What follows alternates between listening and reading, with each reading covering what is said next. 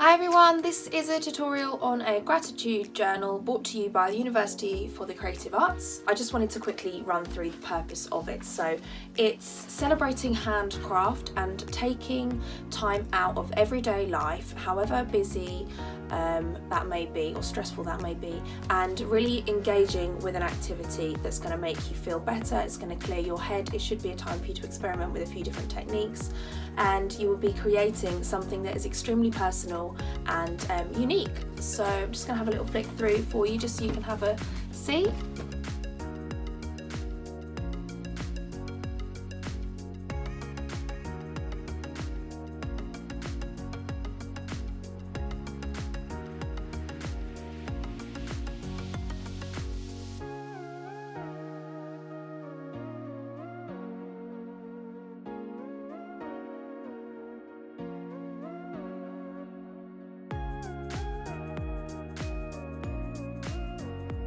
So at the moment, especially, it's quite an uncertain and worrying time for many people.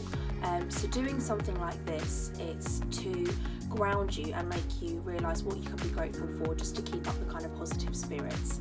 And this is something that there's no pressure to do it every single day, but if you put an entry, think of it kind of like a diary.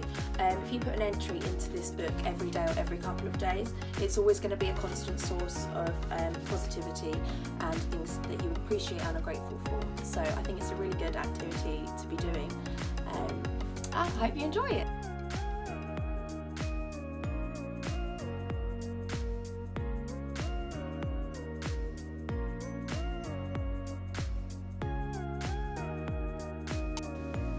My gratitude journal is A6 size.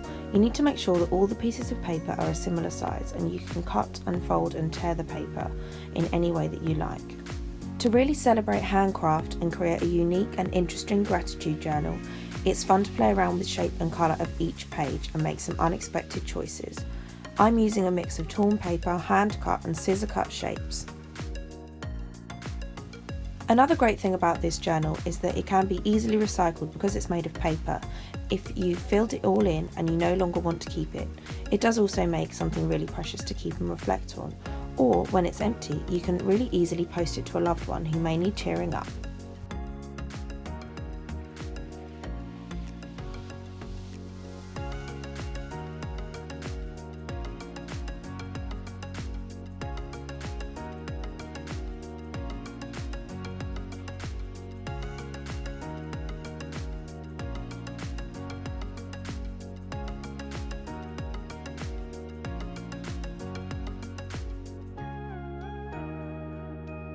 If your scrap paper isn't all the same size, then just simply draw around a sheet that is the correct size. It doesn't matter if the pages don't look all exactly the same size, as we want the journal to look really handcrafted, and it's great for it to be a bit quirky. I think it's fun to spontaneously draw in some really fluid lines and shapes on some of the pages. Do this in quite a light colour so you can still write over the top of them. This activity is really meant to loosen you up and help you relax and feel inspired. Just listen to the shapes and lines that your hands want to make.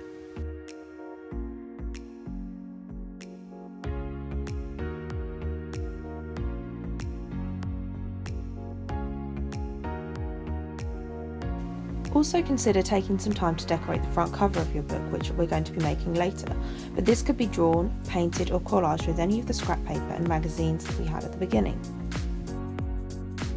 While you are creating the pages, consider the order that you want to have them in. For my centre page, I'm going to do something really fun, and I've chosen to use a heart motif with the aim to make this page as a way for writing down people that I'm grateful for. Think of other shapes that you may want to include, either smaller rectangles or circles. Again, this makes the book really interesting to go through.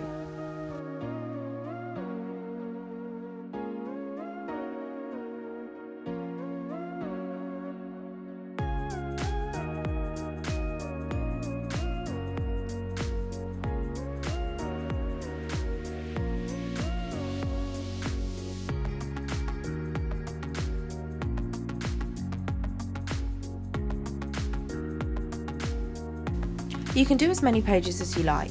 I did 13 of these sheets, which then obviously fold in half to make 26 pages.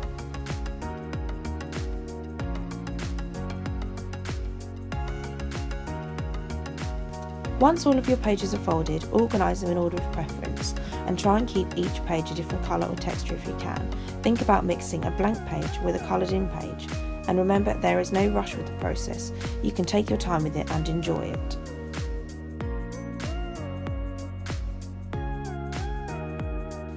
For the front cover, I'm going to use a scrap bit of card that I had from another project that I'd screen printed on, but you can use any paper or card you have. Think about the placement of your front cover, and when you're happy with it, draw around it by adding approximately ½ cent around the edge, so it's slightly bigger to ensure that it covers all of the pages. Again, cut this out. This step is really important, and it may vary depending on how big you chose to do your gratitude journal. Open each page flat. Mine is 15 centimeters tall, so I'm marking 4 centimeters from the top, 4 centimeters from the bottom, and I'm also marking halfway on the page too, which is 7.5 centimeters from the top and the bottom. This set of measurements is my sequence for all the pages so that they will bind neatly together, so mark each page. The next step is pricking a hole through each page. It's a good idea to have some Plu-Tack or something soft like a sponge to push the needle into to keep your hand and surfaces safe. Using the dots you drew out, pierce the paper with a needle and repeat this for all pages. The next step is to thread your embroidery needle. I've used quite a chunky yarn for this, but you can use something thinner depending on the size of your needle and what you have. Regular embroidery thread is fine. Start by opening your journal and pushing the needle through the central holes in the pages out to the back of the book. Leave approximately 5 centimeters of thread sticking out and tape this down securely. Next, push the thread through the top hole in the cover of the journal all the way through each page to the top hole in the inside of the journal. Be patient with this process. It can take time and some wiggling of the needle and thread to get it through the thicker pages.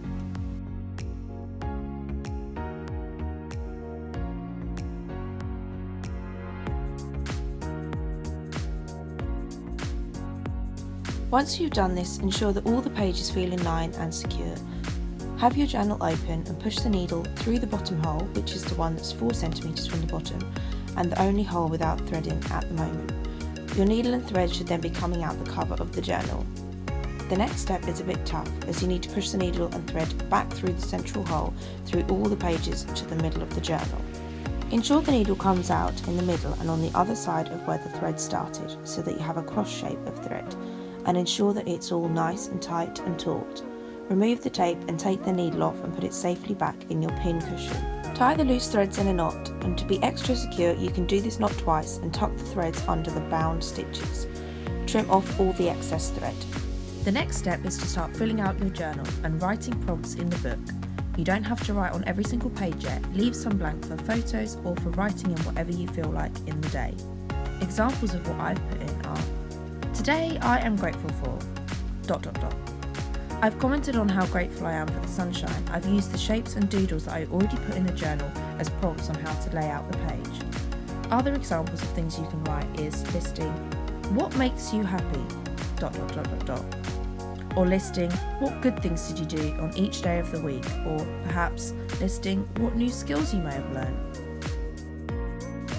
I used the heart page as the focal point to write down the people that I'm grateful for, and I used another page to write down my goals. The overall aim of this gratitude journal is to note down positivity and appreciation. The University for the Creative Arts really hopes that you enjoyed the process of making the whole journal and also filling it in.